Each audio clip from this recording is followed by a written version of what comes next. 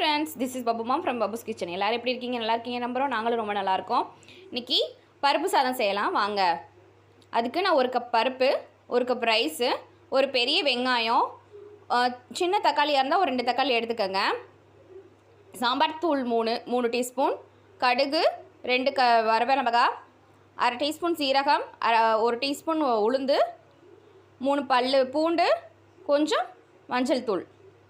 வாங்க இப்போ பருப்பு சாதம் செய்யலாம். வாங்க வீடியோக்குள்ளே போகலாம். இப்போ அரிசி பருப்பு 2 சேர்த்து 20 மினிட்ஸ் ஊற வச்சு எடுத்துக்கலாம். ஸ்டவ் ஆன் பண்ணி குக்கரை வச்சு எண்ணெய் விட்டுக்கலாம். எண்ணெய் காஞ்சிருச்சு.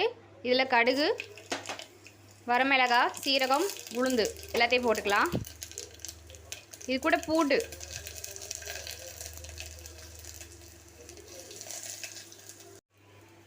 இது கூட வெங்காயத்தை சேர்த்துக்கலாம்.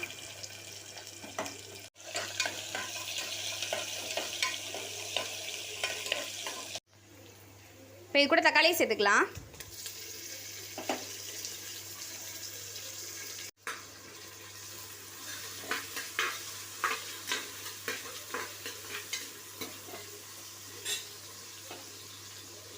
உப்பு சேர்த்துக்கலாம்.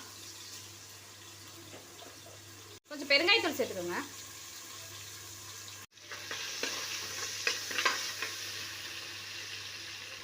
இப்போ மஞ்சத்தூள், சாம்பார் தூள் சேர்த்துக்கோங்க. நல்லா ஒரு தடவை மிக்ஸ் பண்ணிக்கலாம். இப்போ அரிசி பருப்பு இது கூட சேர்த்துக்கலாம். நல்லா ஒரு தடவை மிக்ஸ் பண்ணிக்கலாம். இப்போ தண்ணி சேர்த்துக்கலாம்.